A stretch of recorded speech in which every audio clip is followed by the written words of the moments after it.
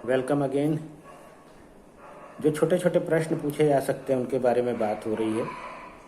आपसे पूछा जाएगा कि आपने बच्चों को अपने परीक्षण भरने के लिए क्या निर्देश दिया था, तो आपको बताना आना चाहिए कि भाई हमने उनको निर्देश दिया कि ये प्रपत्र है, इसमें कुछ कथन दिए हैं, कथन के सामने विकल्प के लिए जगह दी हुई है, आपको जो विकल्प सही लगता है उसको आपको टिक लगाना है। ठीक, ये भी उनको निर्देश देना है ध्यान से कि आपको कोई कथन खाली नहीं छोड़ना है, सबको भरना है। और तीसरी बात कि उनको ये निर्देश देना है आपको सैंपल को, या जो आपके आदर्श में जो लोग हैं आपके प्रयोज्य हैं उनको, कि आपको सावधानी से और ध्यान देके जानकारियों के लिए प्रतिक्रिया करना है। जल्दबाजी में कहीं भी टिक लगा के छोड़ने से अध्ययन जो है वो गड़बड़ा जाएगा, गलत हो जाएगा। इसलिए पूरा गंभीरता से और ध्यान से परीक्षण को भरें। अब आपसे पूछ सकते हैं कि भाई आपने निर्देश तो दे दिया लेकिन वो सही ढंग से भर रहे थे कि नहीं, ये कैसे समझ में आएगा आपको? तो आपको ये बताना है कि हमने व्यक्तिगत रूप से सामने रहते हुए जब वो भर रहे थे तो उनका अवलोकन भी किया है ना, उनके हाव भाव देखे, उनका व्यवहार देखा, उनका भरने का तरीका देखा। जो यदि कोई ठीक से नहीं भर रहा है तो उसको जाके फिर से थोड़ा सा समझा के उसको बोला सावधानी से अच्छे से भरने के लिए। मतलब आपने अपने ऑब्जर्वेशन में ही जानकारी ली है। ये बहुत महत्वपूर्ण है, क्योंकि आप दे के उनको छोड़ देंगे कि ले उसको भर के दे देना, तो कुछ भी भर के दे सकते हैं उल्टा सीधा, क्योंकि आपका नियंत्रण नहीं है वहाँ। तो थोड़ा सा ऑब्जर्वेशन यदि आप सामने रह के करेंगे तो बच्चों में थोड़ी गंभीरता रहेगी और वो अच्छे से जानकारी देते हैं, जिससे आपका अध्ययन एक सही तरीके से हो पाता है। ठीक है, आपको उनको धन्यवाद देना है आखिरी में। तो इस तरीके से आपको अपना तरीका जो है वो बताते बनना चाहिए कि आपने किया कैसे अध्ययन। ठीक है, इसी तरह से आपसे पूछा जा सकता है कि आपने जो सैम्पलिंग टेक्निक ली वो कौन सी है, उसके बारे में बताइए। ठीक है, तो हमने आपको बताया है कि सामान्य तौर पे हम जो सैम्पलिंग टेक्निक उपयोग में लाते हैं वो कौन सी होती है, अर्ध संभाव्यता प्रतिचयन विधि। ठीक है, ना तो हम पूरी तरह से संभाव्यता पे निर्भर करते हैं, ना पूरी तरह से उद्देश्यपूर्णता पे, बल्कि हम दोनों का एक संतुलित रूप बनाते हैं और उसको हम कहते हैं अर्ध संभाव्यता प्रतिचयन।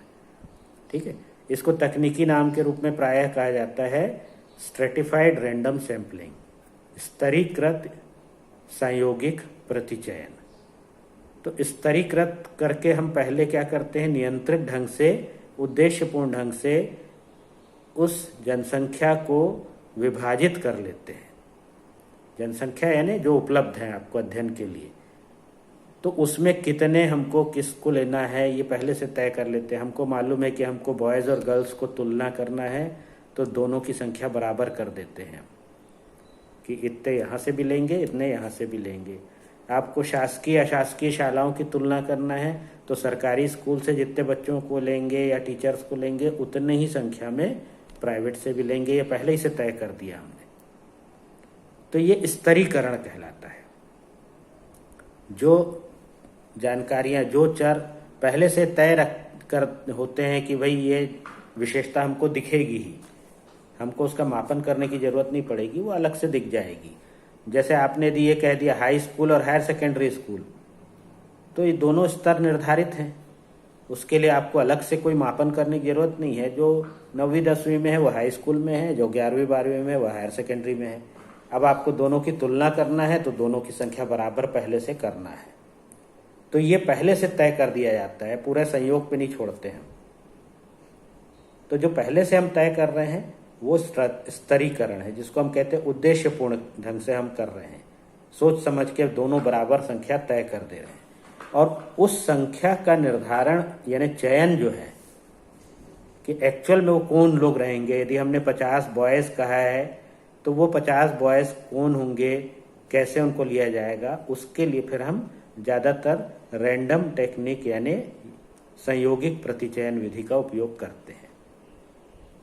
हम लॉटरी मेथड का उपयोग करते हैं, हम उनकी लिस्ट बना लेते हैं जो उपलब्ध हैं और उसमें से हमको 50 लेना है या 25 लेना है किसी स्कूल में, तो वो संयोग जैसे लॉटरी से निकलता है नंबर, वैसे ही लॉटरी नंबर निकाल के हम जिनको जिनको लेना है उनका नाम सेट में डाल के उनका चयन कर लेते हैं और उन्हीं के ऊपर अध्ययन करते हैं। ये इसलिए महत्वपूर्ण होता है क्योंकि हमको पॉपुलेशन का एक छोटा हिस्सा अध्ययन करना है, बड़े हिस्से को लेके हम अध्ययन नहीं कर सकते। तो छोटा हिस्सा अध्ययन करना है तो वो छोटा हिस्सा रिप्रेजेंटेटिव होना चाहिए, प्रतिनिधित्वपूर्ण, तभी तो उस छोटे हिस्से के आधार पे हम पूरे पॉपुलेशन के बारे में कुछ रिजल्ट दे पाएंगे। यही प्रक्रिया कहलाती है जो जनरलाइजेशन कहते हैं इसको, सामान्यीकरण, कि कम लोगों का अध्ययन कर रहे हैं लेकिन बात हम रिजल्ट पे जब देंगे तो हम कहेंगे कि लड़कों की तुलना में लड़कियों में सांवेगिक स्थिरता ज़्यादा दिखाई दी।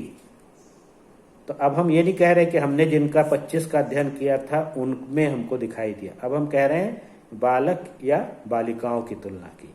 तो ये हमको ताकत कहाँ से मिल रही कि कम लोगों का अध्ययन करके हम सबके बारे में जनरलाइजेशन कर रहे हैं? वो ताकत इसलिए मिलती है क्योंकि हमने सैंपल जो लिया है वो प्रतिनिधित्वपूर्ण लिया है।